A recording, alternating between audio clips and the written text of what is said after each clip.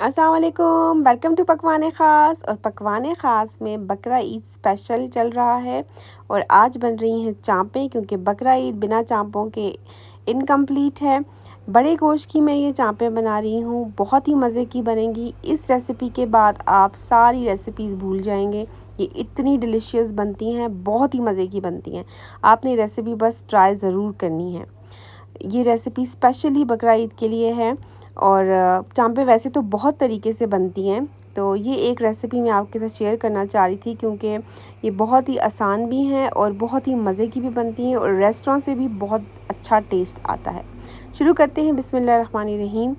सबसे पहले मैंने यहाँ पे 12 चांपें ली थी, जिनको मैंने एक उबाला दिया है और जो ऊपर इम्प्योरिटीज़ आ गई उसको रिमूव कर लिया है। मटन को या बीफ को बॉईल करना मकसद नहीं, यहाँ पे सिर्फ इम्प्योरिटीज़ को रिमूव करना है ताकि हर किस्म की स्मेल चली जाए।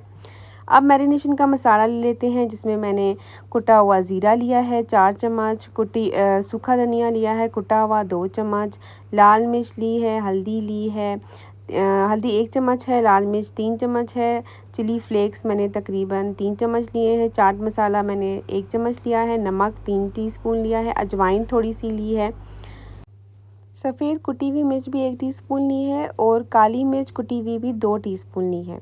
आधा कप मैंने यहाँ पे दही ले लिया है। आधा कप बड़ा वाला कप था, तो आधे कप से थोड़ा सा ज़्यादा भी हो सकता है। आप समझ लें पाव से ज़्यादा दही है। आधा किलो से कम है और पाव से ज़्यादा है। ऑलमोस्ट 400 ग्राम्स दही है।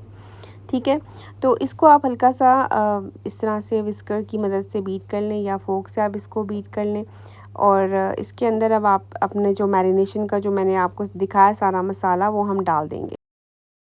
इसमें मैंने तकरीबन 4 टेबलस्पून जिंजर गार्लिक कुटा हुआ भी डाला है, वो भी आप इसमें ऐड कर दें। 4 से ज़्यादा भी हो सकता है, थोड़ा ज़्यादा डालिएगा क्योंकि चांपें ज़्यादा थी और बड़ा गोश्त यूज़ करेंगे तो थोड़ा सा ज़्यादा डालिएगा। अब इस मिक्सचर को अच्छे से इसमें मिक्स कर लेंगे दही में। और इसके बाद मैंने जो चांपें जिनका पानी हमने फेंक दिया था सारा, जो एक उबाला दे के सिर्फ, तो वो चांपें मैं इस मैरिनेशन के अंदर डाल दूँगी। और चांपों को जब आप इसमें डालेंगे तो मैरिनेशन का तरीका ये है कि आपने बहुत अच्छे से इस मसाले को चांपों के ऊपर रब करना है। रब करने का मतलब ऐसा है जैसे कि आप किसी चीज़ को मसाज कर रहे हैं। ये मैं हमेशा बताती हूँ कि मैरिनेशन में मसाज करना एक एक बोटी को बहुत इम्पॉर्टेंट है। यानी कि एक एक चांप को आप अच्छे से मसाज करेंगे, ये सारा मसाला बहुत अच्छे से रब करेंगे।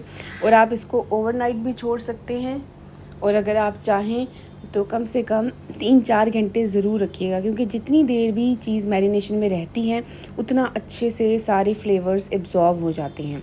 ठीक है, बिल्कुल इस तरह से जैसे मैं आपको बता रही हूँ। तो इसको आप बहुत अच्छे से, मैं एक एक जो चांप है उसको आराम से अच्छे से रब करूँगी। और इस तरह से मैं रब करके इसको मैंने ओवरनाइट छोड़ दिया था। आप कम से कम 3 घंटे ज़रूर मैरिनेशन में रखिएगा, तभी इसके अच्छे से फ्लेवर्स जो हैं वो एब्जॉर्ब हो जाएंगे। इसके बाद मैं इसको प्रेशर कुकर में डाल रही हूँ और इसको सारी चांपों को प्रेशर कुकर में डाल के बिना पानी वगैरह के प्रेशर कुकर को बंद करके मैं सिर्फ 10 मिनट इसको स्टीम दूंगी, या 10 मिनट से भी कम में अगर आपको लगता है कि आपका गोश्त 80% गल जाएगा तो उतनी देर आपने इसको सिर्फ प्रेशर देना है कि जितनी देर आपका 80% जो है वो चांप डन हो जाए। अब इस सिचुएशन पे देख लें आप, अगर पानी आपको लग रहा है मसाला पानी छोड़ेगा तो उसको खुश कर लें। इसलिए 80% रखें ताकि खुश करने के बाद गोश्त टूटे ना। ठीक है, मेरा ये गोश्त जो इसकी चांपों का जो गोश्त है ये बड़े गोश्त का है, तो ये अच्छे से सॉफ्ट हो गया है। ठीक है, ये देखें आपको नज़र आ रहा है कि ये अच्छे से सॉफ्ट हुआ हुआ है गोश्त, लेकिन अभी भी इसमें थोड़ी सी कसर बाकी है। अब मैं इनको ऑयल में इसको फ्राई कर दूँगी। सारी चांपों को आपने अच्छे से फ्राई कर देना है ऑयल में डालकर। ठीक है, दोनों साइड्स पे जब तक कि अच्छा सी गोल्डन क्रस्ट ना आ जाए, गोल्डन कलर आ जाएगा, तब तक आपने इसको अच्छे से फ्राई करना है। उसके बाद आप एक ग्रिलर लेकर चूल्हे पे इसको इस तरह से सेक सकते हैं। इससे एक बहुत अच्छा बारबेक्यू फ्लेवर भी आ जाता है और बहुत अच्छा कलर भी आ जाता है। रेसिपी आपको अच्छी लग रही है तो ज़रूर लाइक कीजिएगा, शेयर कीजिएगा और मेरे चैनल को सब्सक्राइब करना ना भूलिएगा। थैंक यू, कीप वॉचिंग पकवान ख़ास। अल्लाह हाफिज़।